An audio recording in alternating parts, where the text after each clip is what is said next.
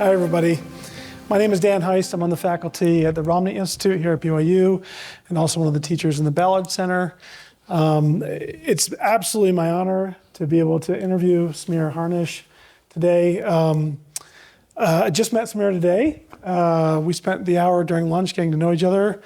And if there are any biographers in the room, someone needs to write a book about her life, because absolutely incredible story, incredible journey. We're going to focus on the last 15 years since Samira started a nonprofit called Women of the World in Salt Lake City.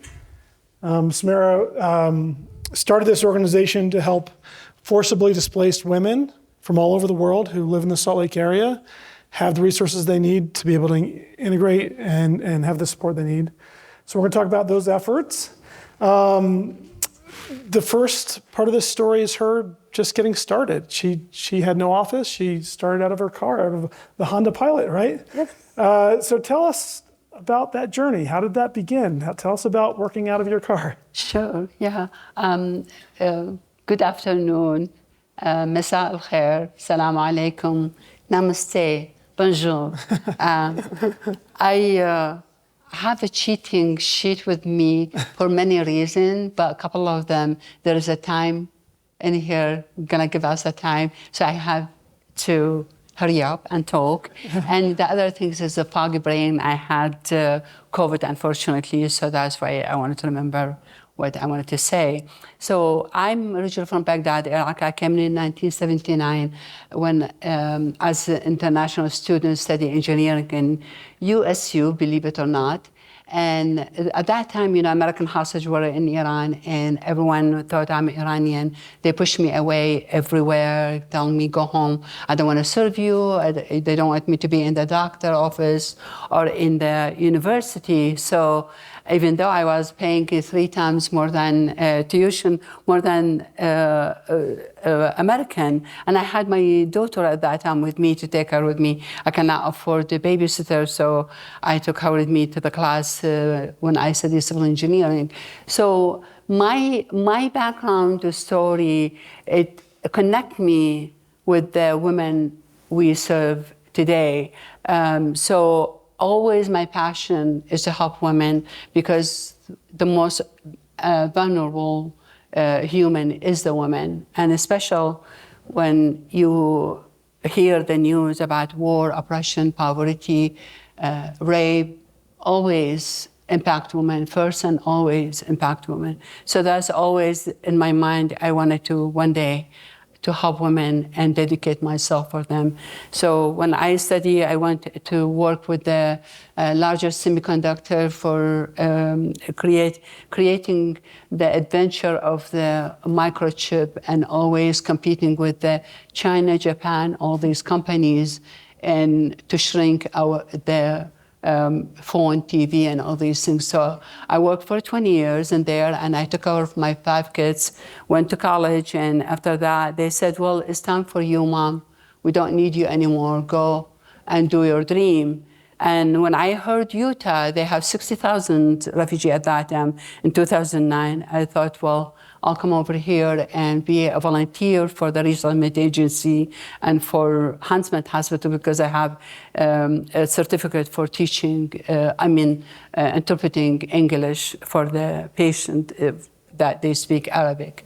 So, of course, the women, I thought I'm gonna help only women they speak Arabic, but I found out myself, all the women coming from all over the world, from all over Africa, from Myanmar, from Asia, so all they said, we wanted someone to be a leader, to be our voice, to show us the resources. I'm a doctor, I'm an engineer, I'm a social worker, and I really wanted to work. I need to help my husband to take care of our kids, or when they are single mother, I wanted to work and to do it. So I actually learned the resources with them around Utah, and just so like a special, just like you said, in my Honda Pilot for 7 years. Yeah. So you left your job as an engineer for 20 years, and you hop into this refugee support, resettlement, and not just refugees. These are displaced women from all backgrounds, documented, undocumented. It didn't matter to you. What their status was, didn't matter what their situation was. They've been forcibly displaced. They're here now in Utah, in the Salt Lake area. One of the things that we're understanding in this work is that sometimes it's the resources can be there, right? You can have programs, services, but it's that community, it's that connection that may be the hardest. So tell us about that. Is that true? Is it harder to get attached to community and to have a sense of belonging than it is to actually just get the physical resources? Tell us about your experience with that. Sure. So I actually learned from the women when they came in, especially the women, the women I was helping from Iraq, because this is where I came from. I asked them, I said, they said, oh, we like, someone to teach us English and all these things. And I remember I said, oh, I know the other family from Iraq. Can I introduce you to them? They said, no. I don't want it to be with the Iraqi people. I wanted just to be alone, leave me. I said, what's the reason? I thought, since you are in a foreign country, you need a connection with your family from another family from Iraq. Or they said, no, because after the war, unfortunately, it was kidnapping the kids from the home, and they are, the people that are running for the ransom. They said we do not even trust our brother or sister because maybe they're the one they did that. So this is one of the things. But the other things is, when I actually read,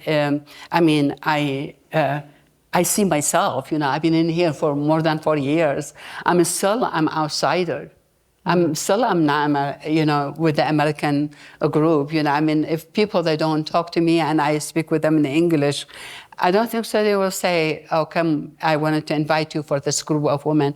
I'm with a lot of group of women, and I don't see it that they bring refugee in there or displaced women in that group. And I always say, we have amazing women that they know how to speak English. They are thriving in our state, and giving back to the community.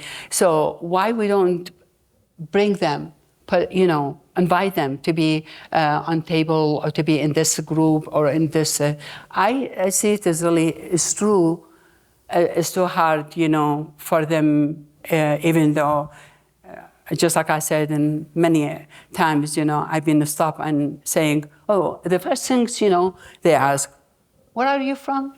Do you speak English? Have you been in here? How long have you been in here? So this is the first question I always been asked. So, so how about them? Especially, when they are already feeling like they are a burden on us. Right. But we wanted to show them that they are not burdening on us. But believe me, they are so smart, and yes, you are right with the community to be a part of the community. So Samira, you've used your experience as an Iraqi woman, moving here as a young woman, and understanding what it's like to feel like being an outsider. To extend, and one of the things I've noticed about you just in the short time we've gotten to know each other is your incredible ability to empathize, to connect, and to understand where someone's coming from. And so it seems like one of the first things you're offering these women is, even though my experience isn't the same as yours, I feel what you're feeling. I can understand how you could feel like an outsider. So just starting to build that sense of community. Tell us about how you do that. So one of the things, and is in fact, is really great question. I didn't think about it because of the way I'm working with the women and bringing a service and bringing all these programs. And after that, when you asked this question, and I thought, whoa, we are, and that, there's a program that teaches or bringing the women together is like when we have intensive English in our office, when you have a practical English, I want to speak English right now. So there is only communication word. When we bring them to the office, they come to the office and our office is clean, has tea, cookies, fruit, everything is available in there. And I thought about it, we are building that community. We are making them to come and learn about the women from Ukraine, from Afghanistan. So it's all mixed in there. It's really amazing when they talk with each other and they hear a story from each other. They think about, oh, my story is a lot better than her story. She has the words, she lost her son in front of her. So this is actually, it teach them. When I'm coming to this office, I feel the second home for me, and I am having that connection with the other people. So it's really, we offer them any kind of workshop they are asking for, any kind of things they wanted to learn. We have, even sometimes I don't know how to sew. I need someone to show me how to sew, because I wanted to do something for my kids. We have a lot, of course, volunteer around us that they come, and this is one of the things is really, I appreciate you for being number one for volunteering. Yeah. So you have a lot of volunteers from all over Utah. You have volunteers here from BYU.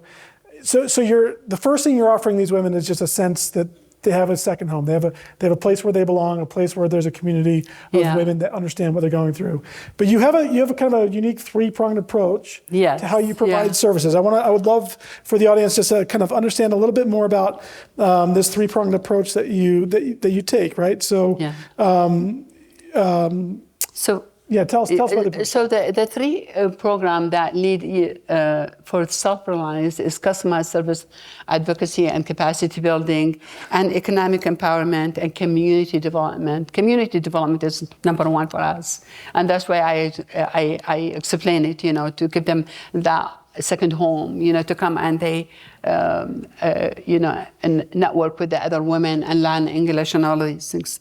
Economic empowerment, we give a scholarship. We don't give scholarship only for refugee. We give for international student that they are going to be immigrants in the state, DACA, undocumented, and asylum seeker because they cannot work, they cannot apply for FAFSA, and that's we give it from $1,000 to $6,000. So this year actually we gave $84,000 scholarship. Oh. So and the other thing is we build a partnership with the employer. We want those women to get paid good and with benefit. So our partnership with the employer to show our women what kind of job they want and what they're gonna see when they go. Like let's say, for instance, we have women they want to start in Edward Science company. And we show them the video and we show them what you're gonna see in there.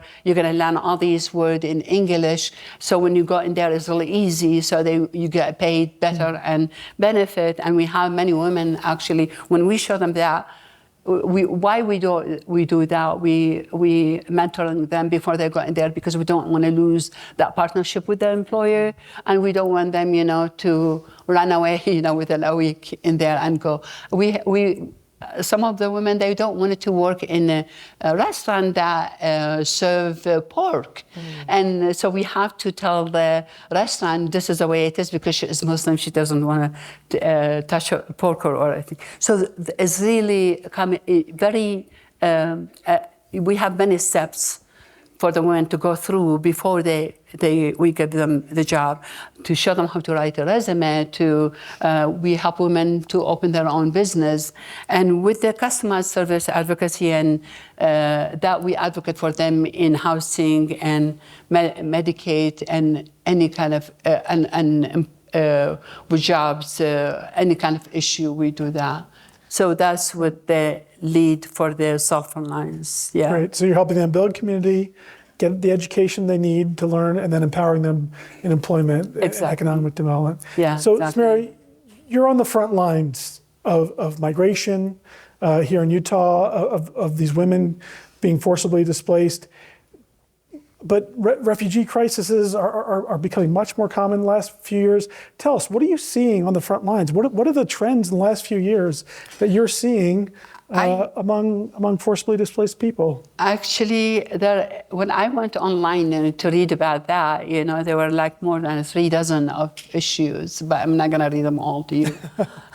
But I will say, I mean, you know, all of you, I bet you heard 200 million displaced people now. 200 million. 200 million. I mean, we never had that before, And almost, that's and from almost United half are Nations. children, mostly women and children. Exactly, yeah. And the other things, the conflict I noticed is some of the refugee, before when become a refugee, like let's say, for instance, from Iraq, when the war has happened, the refugee, they get out and they go to Jordan, and after that, or a camp, and after that, United Nations will decide if they are refugee or not, and they send them to the next step. But now they go from Iraq to Turkey to another country before they come, because of the way, and this one is really kind of hard, because there's different languages and a different culture. So they go through that. Unfortunately, this is the other things. And so multiple displacements, multiple consecutive. Exactly. Yeah, exactly. And the other one is the COVID-19 when it hit. I don't know how many of you heard. 1,000 and million people they die, and when they were going to a boat to go to Australia or to go to Greek, that's happened. I think why is because they don't want to let them in. They leave them in the boat and die in there because they don't want to have a COVID in their country. So that's one of the things that's all kind of it hit since the COVID until now. I see there is, 2022, there isn't that much people coming, to the state is because of the COVID. Now, Samira, in talking with you at lunch, and you said I could share this with the group, one of the things I learned about you was during the pandemic, you actually kept your offices open because you knew women needed your services, and you yourself contracted COVID before the vaccine. So you exposed yourself so that you could keep offering services and offering your community to the women. Just a remarkable tribute to your dedication. Thank you. Yeah, I mean, the women majority, they're coming at that time, they know English a little. And when others, organizations shut off, they start to call me, on my phone and my office phone, crying on the phone, because they don't understand that. And unfortunately, majority, they work in a hotel and retail and restaurant, and this is the first places that are closed, and they are without job now. Or how I'm going to pay for the rent, how I'm going to pay for food and everything. Please help us. So at that time, of course, and we're very fortunate at that time. I used to have a very small office, and on 2020, on May, we got I don't know if you know Maliha, a free clinic on 3900 South and 415 East. At that time, it was open, to give it to someone to use it. And of course, right away that day, they told me I did not, stay for the second day. In the middle of the night, I started to move the office in there, me and my husband, to go in there. So it's because it's big and because there's a distance between us. And there was, I stay in the home for a week sewing fabric mask because you cannot get the fabric mask and everything. So and they shut down the clinic and you moved in and opened up shop. Yes, and believe it or not, of course, I see amazing. Oh my gosh, I forgot, Missy, the Ditora, actually, we contact them and we told them, I told them, please, I was crying on the phone, I don't have mask, please, anyway, you could help me with a sanitizer because I start to do my own things from home. And right away, they ship us so many masks and Missy, she is one of the Ditora company. So it was really amazing, to help us with that, So we done a lot of work. 2020, I will say, it was horrible, but we done a lot of service at that time. Absolutely amazing. Samira, last point that we want to make as we wrap up, something that you shared that's really important to you. People see, refugee populations, displaced persons as, that there's no return, that you just need to pour money into these problems. But from your experience, there really is an economic return. There really is that these women are giving back. They're creating value in the community, right? Share with us your findings there. Yes, actually, I put them somewhere in here. Let me look at that. Okay, here we go. That was question number 8. So, I will say in 2020, actually, when we were open, I remember the ROI, the invest in the women of the world, every $1, the women returned $3.50. That means we lost a lot of grant. That's what makes that number is really high. But last year, we helped 440 new clients from 86 different countries speaking 36 languages. And we almost 400 English classes and community workshop. And our forcibly displaced women scholarship was $84,000. And we supported 61 women to get a job, and average starting wages $18 an hour, and granted the 1.8 million in economic impact for our state. Wow. 1.8 million economic impact. That's fantastic. We did back, our organization, really. Our organization is close to 1 million, but they return back $1.8 million, So we helped save the ladies over $333,000 expenses, such as healthcare, housing, and legal issue. So, and of course, ROI, because we got really a good grant last year. So every $1 invested in women of the world, women return back $1.70. $1.70.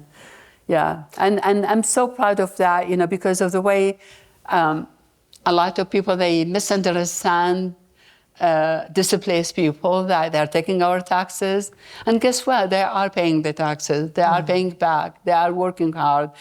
And that's why we have events to show and to make U-turns to know the women wearing a beautiful costume dress, walking on the stage to show them, I'm thriving, I'm a doctor, I'm an engineer, I'm a pharmacist, I'm a woman learn how to drive and English, and I'm paying back to the community. So there is the 3 events, that 2 events is free, Mother's Day, and when we give them a certificate in the front of their American, of course, youths and their women, to encourage the other women to work hard to take that certificate on December. So we highlight that is because I want you to know them, and they want to know you, and to tell you, thank you so much for giving me the opportunity to start from zero. Samira, you've been recognized by the United Nations in your work working with refugee populations. Yeah. We're absolutely honored and privileged to have you here at BYU today. Thank you. Thank you for taking the time to share your ideas with us. Thank you so much. Thank you. Thank you.